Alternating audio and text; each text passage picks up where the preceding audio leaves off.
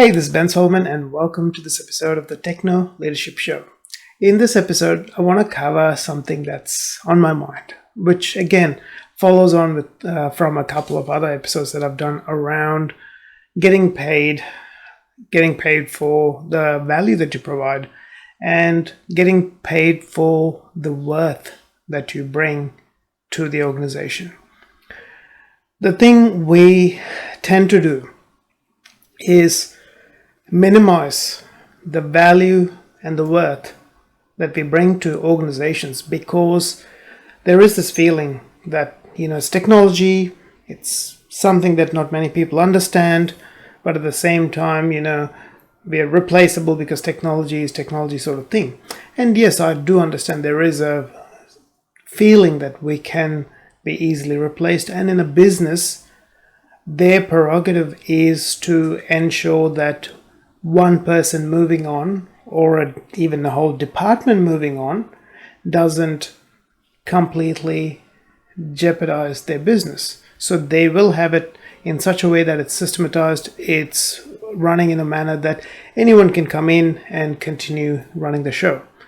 And in every business that I've worked in, I've usually worked myself out of the job by systematizing a lot of the things, having things in place that anyone could come in, look at where things were at, and continue on from there, at least in a operational business as usual kind of perspective. The relationships I built, well, they've got to start afresh. I always do the introductions and say, look, this is the person who's doing this for us, and help them build a relationship, but it's on their hands. And I think in a lot of sense, that is the differentiating factor, being able to build relationships and maintain relationships. And because I was able to build relationships during my technical career, when I moved into management and then executive leadership, I could still, because of my personal brand, so to speak, with those organizations, with those vendors, with the account managers in those companies, I could place orders, ask for favors, requests, whatever, and they were made sure. And they made sure that things happened. And that's the value and the worth that you bring to an organization that's above and beyond the just operational aspect of things. And in any business, if you can demonstrate this sort of value that you bring in with you, it's a significant positive aspect for you. And even while you are in that organization, continuing to build that relationship, continuing to build value in the way things are presented, the projects are done, because of the relationships that you have, makes a significant difference. And always make sure the people in charge understand that you are bringing that value because of the relationships that you have, not just because it's a BAU, business as usual, sort of operational thing that's going on. Because that is a differentiating factor that you have on top of the skills that you have. Like, skills can be learned, but relationships, communication, the way we present ourselves, the way we manage our teams, the way we support the organization, help them get the innovative edge, all of that is unique to you. Like, when I go into an organization, I'm bringing my experiences, my expertise, all of that, and my worldview, my relationships with vendors and people, all of that combined into a very unique mix that's unique to me.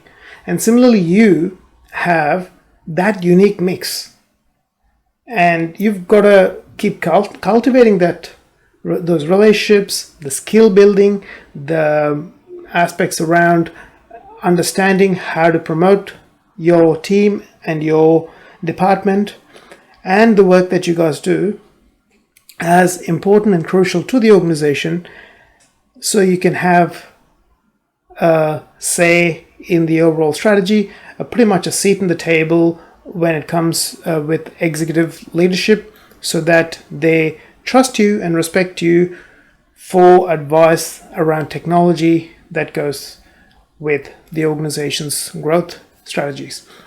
And making sure you needing to get paid what you're worth is very important, because as we grow, like we're continuously investing in ourselves to grow, whether that's by money, time, effort, all of these things, and relationships. And all of these things take life energy, so to speak. Like we have one life to live. We don't know when that ends, but we have one life to live, and it's a finite life. So we need to be able to maximize the payment that we get for the value that we provide. Anything in commerce is a value exchange. So understanding what you're worth, i.e. the skills that you have, the experiences that you have, your ability to be able to influence, persuade, lead, manage, and the relationships that you've built so that any organization that you go into would get an advantage because of these. All of these, once you understand them, you can then position you as someone who's really valuable and use that as part of your negotiation to get paid in accordance with the value that you bring in. And that's very important because you are putting all this time in, you're putting all this effort in, and at a certain point in time, you're potentially going to be leaving the organization. You don't get shares in the organization, you don't get any other benefits as such. So you want to get paid in value, equivalent value to what you're providing to the organization.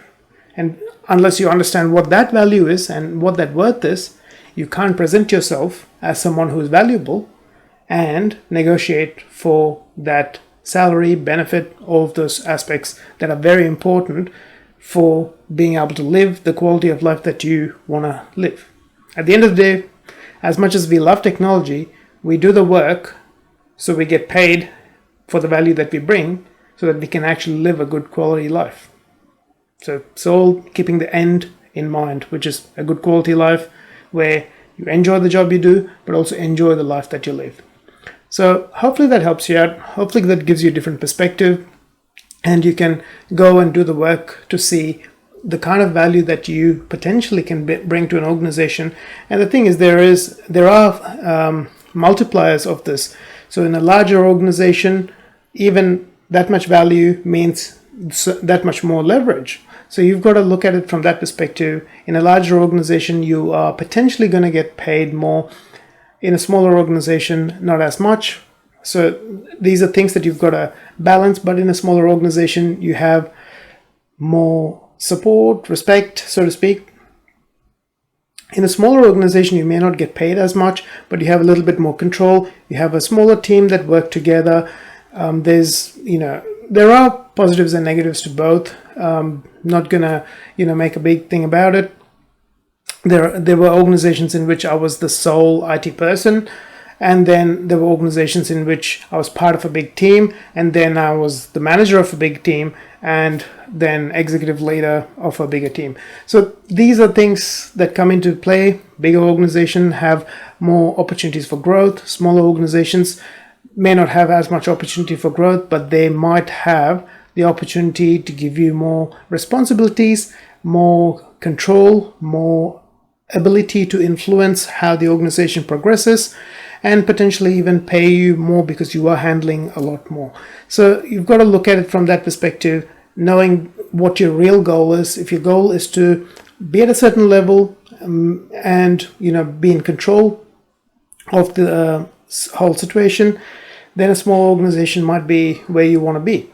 But if you are not worried about control, but more about influence, about being able to shape and innovate and grow, the opportunity might be in a big organization. So look at it that way. Think about the value that you bring and where you want to end up in your career, what you want to do, how you want the value that you create in the world to look like, and then work backwards from there.